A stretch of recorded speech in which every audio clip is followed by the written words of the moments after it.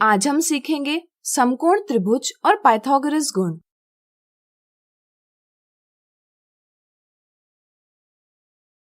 आपने अपने जीवन में कई त्रिभुज देखे होंगे। क्या इन सभी का आकार समान होता है? सोचिए सोचिए। बिल्कुल सही।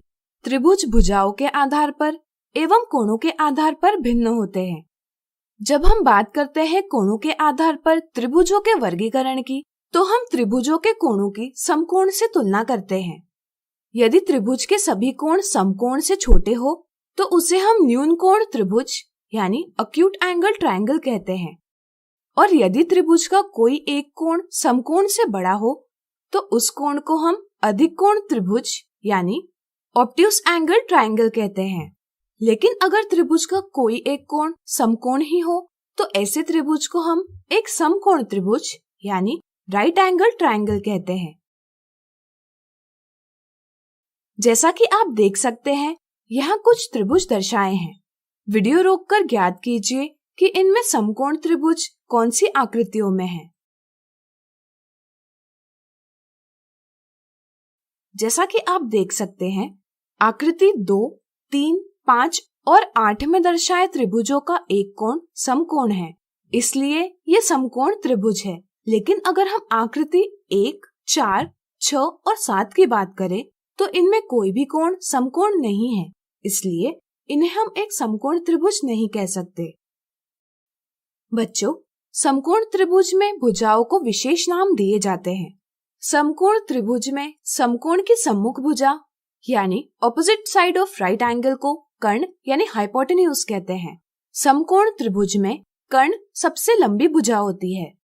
कर्ण से छोटी माप की भुजाओं को समकोण त्रिभुज के पाद यानी लेग्स कहते हैं। ईसा से 6ठी शताब्दी पूर्व एक महान गणितज्ञ एवं प्रसिद्ध दार्शनिक पाइथागोरस ने समकोण त्रिभुज के कर्ण एवं शेष भुजाओं से संबंधित एक महत्वपूर्ण गुण की खोज की, जिसे पाइथागोरस गुण के नाम से जाना जाता है। आइए इस गुण को समझें। यहाँ एक समकोण त्रिभुज एबीसी है, जिसके कर्ण यानी एसी की माप है 5 सेंटीमीटर, शेष भुजाओं में एबी की माप है 3 सेंटीमीटर और बीसी की माप है 4 सेंटीमीटर। यह समकोण त्रिभुज की एक भुजा की माप है 3 सेंटीमीटर। चलिए इस माप से एक वर्ग बनाएं। जैसा कि आप देख सकते हैं, यहाँ हमने 3 सेंटीमीटर भुजा वाला एक वर्ग बनाया है। हम इस वर्ग को त्रिभुज की 3 सेंटीमीटर भुजा पर इस प्रकार रखेंगे। इसी प्रकार हम 4 सेंटीमीटर भुजा वाला एक और वर्ग बनाएंगे और इसे त्रिभुज की 4 सेंटीमीटर भुजा से संलग्न रखेंगे। इसी तरह हम 5 सेंटीमीटर भुजा वाला वर्ग बनाकर इसे त्रिभुज के 5 सेंटीमीटर भुजा से संलग्न रखेंगे। क्या आप बता सकते हैं यहाँ प्रत्येक वर्ग का क्षेत्रफल क्या होगा? सोचिए सोचिए। चलिए हम बताते हैं। किसी वर्ग का क्षेत्रफल भुजा गुणा भुजा होता है, जिसे हम भुजा के वर्ग के रूप में दर्शाते हैं। ध्यान रहे, जब भी आप किसी संख्या a के ऊपर इस प्रकार 2 लिखा पाएंगे तो इसे हम a का वर्ग कहते हैं। इसका अर्थ होता है कि a का स्वयं से 2 बार गुणन किया जा रहा है, यानी कि 3 सेंटीमीटर भुजा वाले वर्ग का क्षेत्रफल बराबर AB गुणा AB बराबर AB का वर्ग लिखा जा सकता है, जो होगा 3 सेंटीमीटर का वर्ग यानी कि 3 गुणा 3 वर्ग सेंटीमीटर यानी कि 9 वर्ग सेंटीमीटर। इसी के साथ यह भी ध्यान रहे कि यह 9 वर्ग सेंटीमीटर क्षेत्रफल से हमें पता चलता है कि इस वर्ग में हम 1 सेंटीमीटर भुजा वाले कुल 9 वर्ग बना सकते हैं।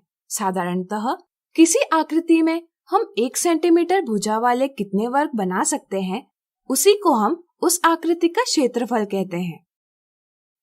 अब चलिए 4 सेंटीमीटर भुजा वाले वर्ग का क्षेत्रफल ज्ञात करें। यह भी हम कह सकते हैं कि 4 सेंटीमीटर भुजा वाले वर्ग का क्षेत्रफल बीसी का वर्ग बराबर 4 सेंटीमीटर का वर्ग बराबर 16 वर्ग सेंटीमीटर है। इसी प्रकार 5 सेंटीमीटर भुजा वाले वर्ग का क्षेत्रफल बराबर एसी का वर्ग बराबर 5 सेंटीमीटर का वर्ग बराबर 25 वर्ग सेंटीमीटर है। यहाँ एक मजेदार बात सामने आती है। क्या आप बता सकते वह क्या है? सोचिए सोचिए। बिल्कुल सही। यहाँ हम देखते हैं कि 9 वर्ग सेंटीमीटर धन 16 वर्ग सेंटीमीटर बराबर 25 वर्ग सेंटीमीटर है। या इसे ही हम भुजाओं के वर्ग के रूप में लिख सकते हैं। AB का वर्ग धन BC का वर्ग बराबर AC का वर्ग। यह समकोण त्रिभुज के कर्ण एवं शेष भुजाओं के बीच एक रोचक संबंध है। शब्दों में हम कह सकते हैं कि किसी समकोण त्रिभुज में कर्ण का वर्ग बराबर उसकी शेष भुजाओं यानी पादों के वर्गों का योग है। इसे ही हम पाइथागोरस के गुण से जानते हैं। इस गुण के कई उपयोग हैं, जैसे समकोण त्रिभुज की 2 भुजाएं ज्ञात हो और तीसरी भुजा ज्ञात करनी हो, या फिर यह स्पष्ट करना हो कि दिया त्रिभुज एक समकोण त्रिभुज है। ध्यान रहे, पाइथागोरस गुण सिर्फ समकोण त्रिभुज के लिए ही प्रयुक्त होता है, लेकिन त्रिभुज समकोण त्रिभुज न हो तो यह गुण प्रयुक्त नहीं होता। आज हमने सीखा समकोण त्रिभुज और पाइथागोरस गुण। अगले वीडियो में इनसे जुड़े कुछ उदाहरण देखेंगे।